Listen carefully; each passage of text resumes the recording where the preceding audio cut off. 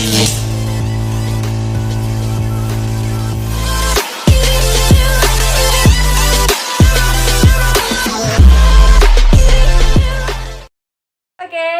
lagi dengan kisi-kisi nomor 14, yaitu banyak bilangan yang terdiri dari 4 angka berlainan, 4 angka berlainan yang dapat dibentuk dari angka 1, 2, 3, 4, 5, 6 adalah. Nah, kita gunakan aturan perkalian. Kenapa di sini ada 4 kolom ya? Karena di sini ada 4 angka berlainan. Jadi logikanya di sini untuk angka ribuan, ratusan, puluhan dan satuan. Nah, diawali dengan angka 6 karena kenapa? Karena kita terdiri ada 6 angka ya. 6 angka. Kemudian satu angka sudah terpakai, maka tinggallah 5 ya. Terpakai lagi kan? Ini 5 sudah berarti kan sudah ada 2 angka, maka tinggallah 4. Nah, kemudian terpakai lagi 1, maka tinggallah 3. Jadi solusinya dengan aturan perkalian kita kalikan saja. 6 dikali 5 dapatlah 30. 30 dikali 4 dapatlah 120. 120 dikali 3 dapatlah 360. Maka hasilnya adalah 360 cara. Terima kasih. Oke, kita lanjut lagi kisi-kisi soal ujian nomor 15, yaitu 2 buah dadu dilempar bersama-sama. Peluang muncul mata dadu berjumlah 10 adalah. Jadi ada kalimat di sini 2 buah dadu ya dilempar bersama-sama. Kemudian jumlahnya juga ada berjumlah 10. Jadi langkah pertama yaitu kita menentukan jumlah kejadian ya. Mata dadu berjumlah 10, otomatis kita perhatikan yang berjumlah 10 di sini kan 5,5, kemudian 6,4 atau 4,6 ya. Ini 6,4 sama ya, berarti yang berjumlah 10 hanya ada 3. Maka jumlah kejadiannya NK-nya sama dengan 3. Kan tidak ada angka lain nih yang berjumlah 10. Kita perhatikan 6 dengan 1 kan tidak berjumlah 10 ya. Maka otomatis yang berjumlah 10 hanya ada 3. Ya. Ini menentukan jumlah ruang sampelnya bisa dipelajari, bisa dilihat ya. Seperti 11, 12, 13, 14, 15, 16 dan seterusnya ya.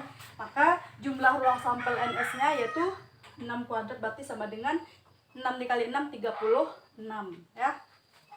Jadi cara yang ketiga yaitu menentukan peluang muncul mata dadu berjumlah 10 ya. Maka solusinya berarti peluang kejadian sama dengan jumlah kejadian, yaitu disimbolkan dengan NK, per jumlah ruang sampel dimisalkan dengan NS. Nah, tadi kita memiliki peluang kejadian kan yang memiliki berjumlah 10 kan ada 3, maka kita substitusikan 3. Kemudian dadu kita ada 2 buah dadu, otomatis 6 kuadrat berarti 36, berarti 3/36 ya.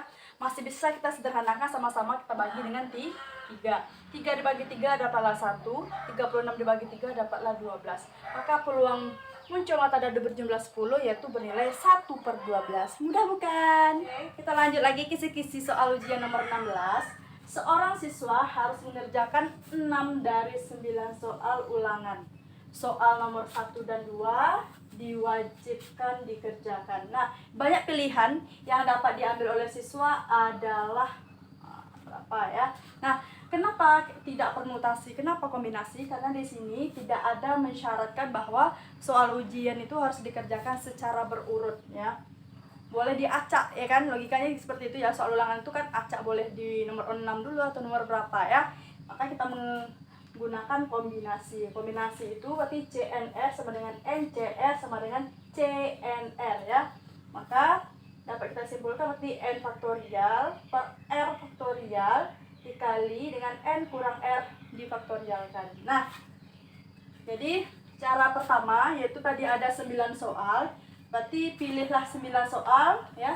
Pilihlah dari 9 soal, yang dipilih hanya berapa? Hanya ada 6 ya. Karena dengan soal wajib dikerjakan hanya 6 soal ya. Tapi syaratnya di sini ada soal nomor 1 dan 2 wajib dikerjakan.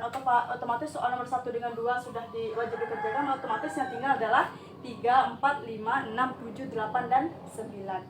Otomatis tadi ada 9 yang wajib itu dikerjakan 2, maka tinggallah di sini 3, 4. Berarti ada pilihannya tuh 7 soal. Nah, dipilih berarti tadi yang dipilih hanya 6, berarti 6 dikurangi 2 karena syarat yang wajib dikerjakan itu berarti ada 2. Berarti 6 dikurang 2 dapatlah 4. Nah, kita tinggal substitusikan ke rumus kombinasi, berarti CNR berarti sama dengan berarti C kita berarti 7, 4 ya. Berarti 7 faktorial per 4 faktorial dikali dengan 7 dikurang 4 faktorial. 7 faktorialnya kita turunkan, 4 faktorial kita turunkan, kemudian 7 dikurang 4 itu 3 faktorial. Maka kita tinggal mengalihkan 7 dikali 6 dikali 5 dikali 4 faktorial. Nah, di sini juga ada 4 faktorial ya. Kemudian di sini juga tadi 3 faktorial, kita jabarkan 3 dikali 2 dikali 1 ya. 4 faktorial dengan 4 faktorial kita coret habis ya. Maka tinggallah 7 dikali 6 dikali 5 dapat hasilnya 210. Kemudian 3 dikali 2 dikali 1 dapat hasilnya 6. Maka 210 dibagi dengan 6 hasilnya 35. Oke, terima kasih. Oke, kita lanjut lagi kisi-kisi soal ujian nomor 17, yaitu terdapat 8 calon pengurus OSIS. Akan dibentuk pengurus OSIS yang terdiri atas seorang ketua, wakil ketua, dan bendahara. Nah, banyaknya formasi pengurus OSIS yang dapat dibentuk jika setiap orang tidak boleh merangkap jabatan. Nah, kenapa di sini kita menggunakan permutasi? Karena dia harus berurut, harus memilih ketua OSIS dulu, baru wakil ketua OSIS, dan baru bendahara. Jadi kita lihat di sini sudah ada ya rumus permutasi ya. NPR berarti sama dengan N faktorial per N dikurang R faktorial ya. Maka tadi ada 8 calon pengurus OSIS ya, berarti 8 N-nya. Kemudian R-nya karena yang dipilih adalah ketua, wakil ketua, dan bendahara, berarti ada 3 ya. Maka permutasi 83 berarti 8 faktorial per 8 dikurang 3 berarti dapatlah 5 faktorial. Maka kita tinggal menyederhanakan 8 dikali 7 dikali 6 dikali 5 faktorial. Kemudian penyebutnya 5 faktorial kita coret, maka tinggallah 8 kali 7 dikali 6, maka dapatlah hasilnya 336. Terima kasih.